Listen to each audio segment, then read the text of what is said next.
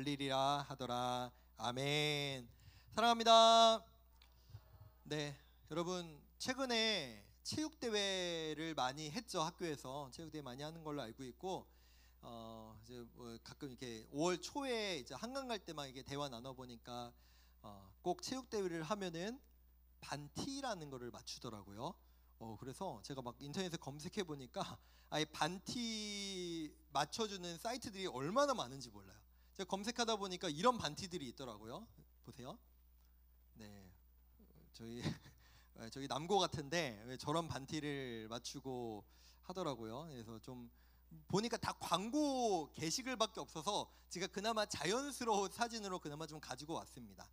여러분, 왜 요즘 물가가 많이 올라서 얘기 들어보니까 반티 하나 맞추려면 1인당 2만 원 이상씩 내야 된다고 하더라고요. 그렇죠? 2만 원 이상씩 내고 뒤에다가 뭐 마킹 해가지고 뭐 각자 이름 같은 거 막 새기고 특징 같은 거 새기려면 그거 마킹비 또 들고. 여러분 2만 원에서 2만 5천 원은 저한테도 쉬운 돈은 아닙니다. 근데 여러분들은 그 돈을 굳이 들여서 한 번 입고 잠옷이 될 저걸 왜 맞추십니까? 여러분 반티 맞추고 그거 뭐 평소에 잘 입고 다닙니까? 아니잖아요. 체육대회만을 위한 그날 하루만을 위한 거잖아요. 굳이 돈을 들여서 그걸 맞추는 이유는 우리 하나다. 우린 한 반이다. 이 소속감과 하나됨을 위해서 여러분 맞추는 거잖아요. 구별하기 위해서 이거 우리 반이다. 우리 반 이렇게 할 거다. 우리 이렇게 하나가 된다라는 소속감을 주는 수단이죠. 실제로 유니폼 또는 색깔을 맞춰서 옷을 입는 게 사람으로 하여금 가장 쉽게 소속감을 주는 수단이라고 얘기합니다. 다른 것보다. 그래서 어제 저도 이제 목사님들하고 성도님들하고 집회 나갈 때 그 어제 15만 명에서 20만 명이라고 그랬잖아요. 그 사람들이 어떻게 똑같은 옷을 맞추겠어요. 막 세계 전국 각지에서 모이는데, 그래서 어제도 하얀 옷으로 맞춰서 이제 모였습니다. 제가 마지막으로 막 옷을 맞췄던 건 뭐 수련회 때 말고 2002년에 저 시청에 나갈 때 빨간 옷 있어요. 여기 비더레즈라고 돼 있는 그런 옷을 입고 또 이런 사람들 많은 데 나가서 응원했던 기억들도 있습니다.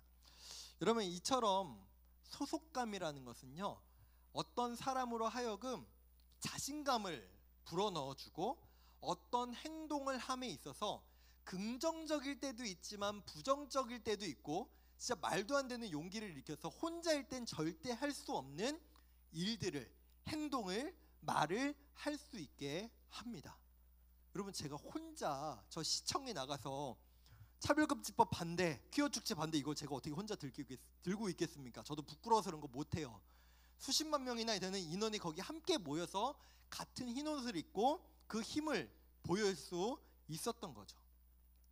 그럼 여러분은 어느 공동체에 속해 있을 때 가장 큰 소속감과 만족과 힘을 얻으시나요? 오늘 우리가 지금까지 사도행전, 오늘 우리가 27장을 읽었잖아요. 11번이나 봤고 오늘 이제 드디어 12번째 마지막입니다. 이 사도행전을 이제 마무리하려고 하는데 우리가 사도행전 전체 중에서 딱 한 구절만큼은 기억했으면 좋겠어요. 제가 여러 번 여러분들에게 언급했던 것, 오직 성령이 너에게 임하시면 너희가 권능을 받고 온 유대와 사마리아와 땅끝까지, 예루살렘과 온 유대와 사마리아와 땅끝까지 이르러 내 무엇이 된다? 증인이 되라. 예수님의 증인이 되라. 이게 사도행전의 처음이자 끝이에요. 증인의 삶을 살아가는 것.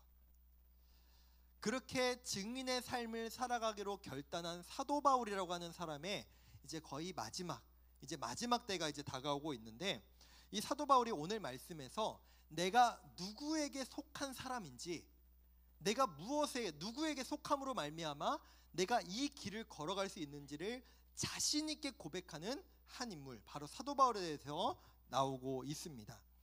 여러분, 이제 사도 바울은 지난주에 우리가 이제 3차 전도 여행까지 했다고 얘기를 했고, 그 다음에 어디로 향하려고 했죠? 어디로 가면 다 죽는다고 얘기했어요. 근데도 불구하고 어디를 간다고 그랬죠?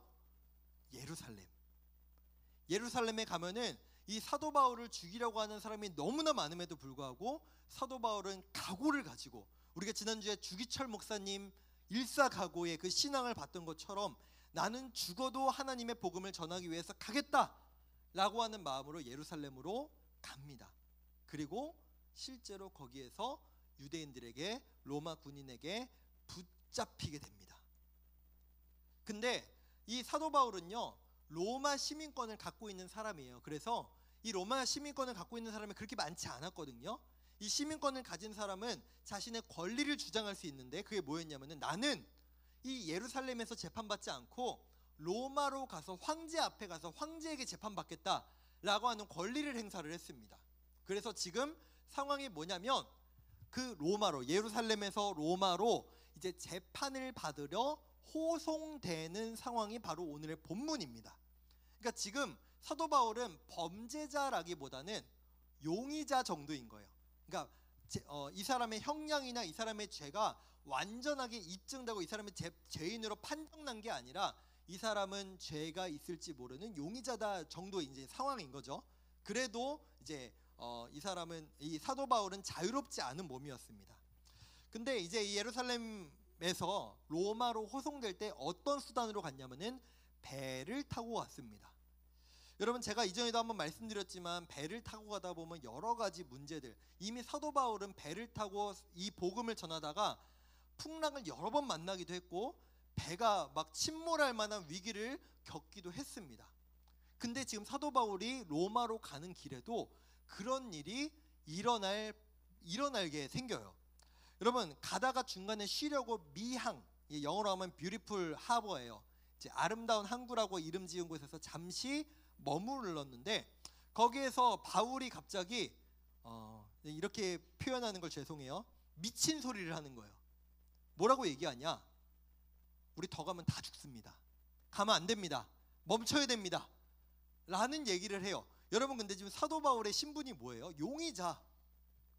이 사람은 지금 뭐 자신 있게 자신의 뭐를 주장할 수 있는 사람이 아니잖아요.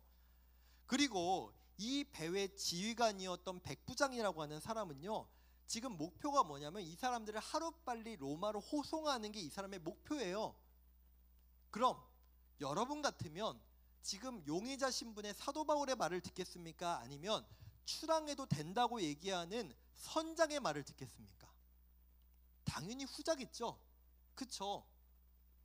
여러분, 저한테 공부 안 배우고 인강에서 유명한 강사들한테 공부 배우는 것처럼, 그쵸?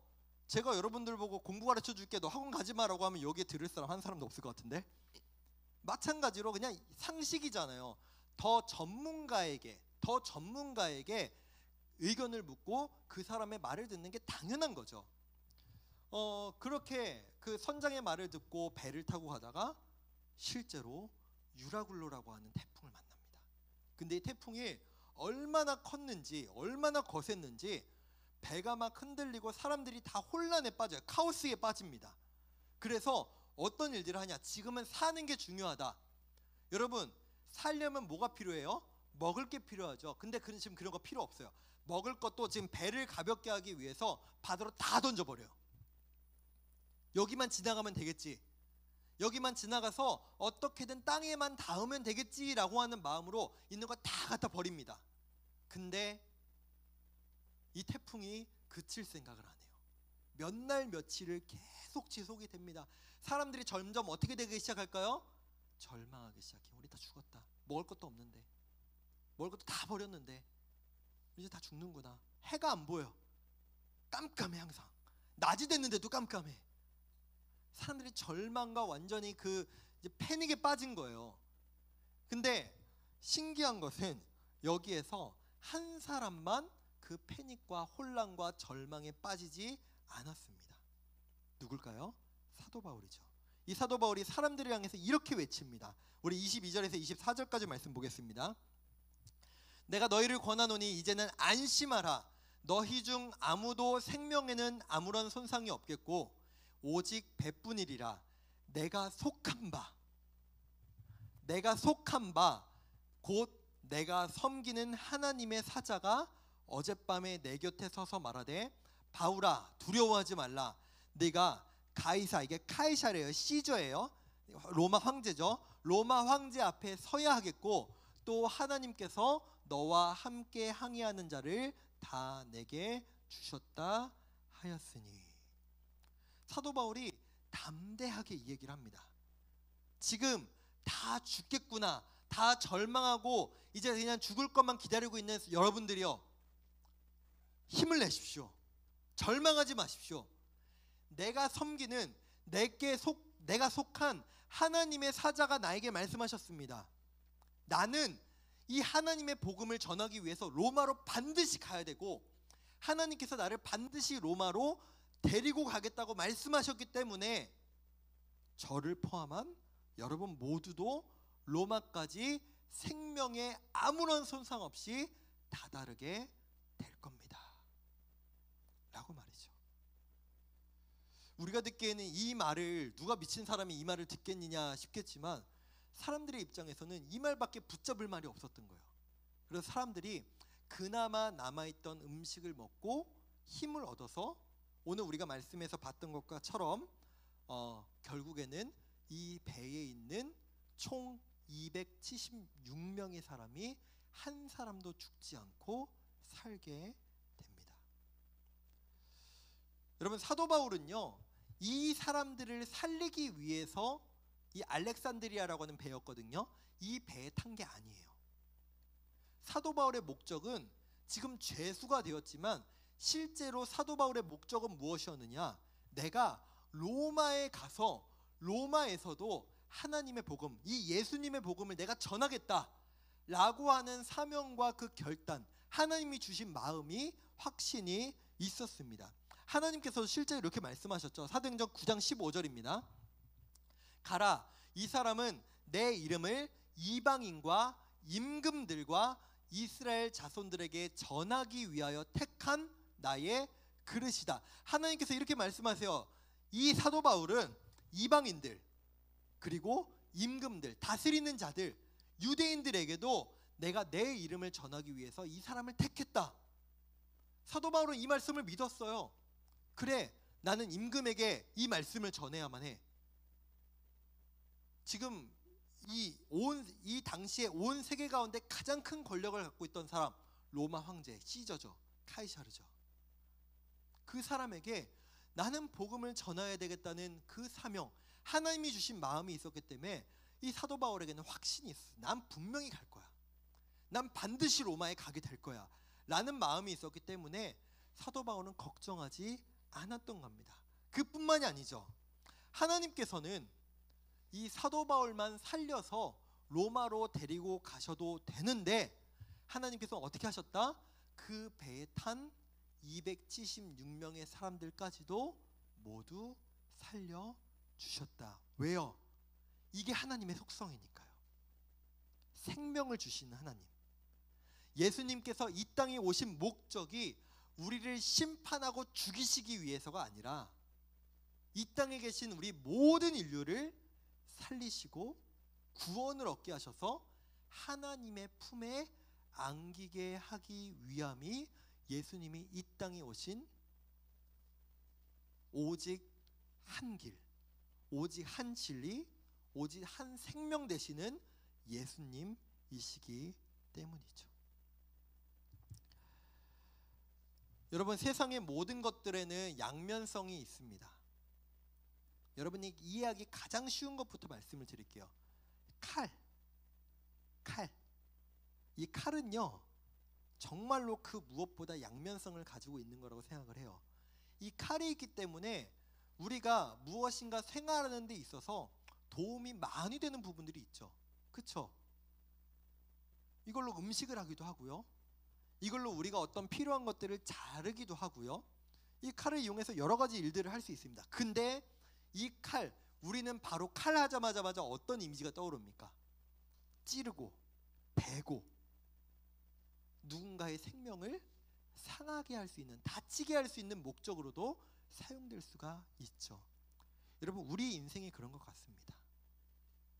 우리의 말, 우리의 행동 하나하나가 때로는 누구에게 유익을 주고 누군가를 살리고 누군가에게 도움이 되는 반면에, 또는 내 말 한마디가, 내 행동 하나가 누군가에게 상처를 입히고 누군가를 절망에 빠뜨리며 누군가에게 아픔을 주는 일들이 얼마나 많은지 모릅니다. 실제로 우리가 속해 있는 학교에서, 친구들 관계에서 이런 안타까운 일들이 얼마나 많이 일어나나요? 여러분, 간절히 바라기는 우리가 이 소속감을 가지고 있었으면 좋겠습니다. 나는 예수님께 속한 사람이야. 예수님은 우리를 죽이러 온 자가 아니라 우리의 인생을 망하게 하시기 위해서 이 자리에 온 분이 아니라 우리를 살리시기 위해 온 분이기 때문에 나도 그분께 속해 있기에 내 입이, 내 행동이 누군가를 죽이고 누군가에게 상처를 주는 자가 아니라 나로 인해서 내 가족이, 내 친구들이, 내가 속한 모든 사람들이 생명을 얻고 살림을 받고 사람들에게 오히려 도움을 받을 수 있는 그런 사람으로 쓰임받게 해달라고 기도할 수 있는 여러분 되었으면 좋겠습니다. 여러분, 사도 바울을 통해서 하나님께서는 276명을 살리셨어요. 그들이 뭘 잘했나요? 그들은 사도 바울의 말을 듣지 않았어요. 하나님이 이미 기회를 주셨죠. 사도 바울을 통해서 배 가면 안 된다, 듣지 않았어요. 그러나 하나님은 그들이 말을 듣지 않았다고 모두 물에 빠뜨려 죽이시는 게 아니라 그들을 모두 살리시는 분, 사도 바울을 통해서 살리시는 하나님을 우리가 발견합니다. 말씀을 맺겠습니다. 여러분, 우리가 예수님의 사람으로 살아가기 위해서 우리는 어떤 자들로 살아가야 할까요? 여러분, 먼저 우리는 좋은 사람이 되어야 해요. 때로는 손해를 볼지라도, 때로는 내가 속상할지라도 내가 좋은 사람이 되어야 합니다. 여러분, 제 딸이 어린이집을 다녀요.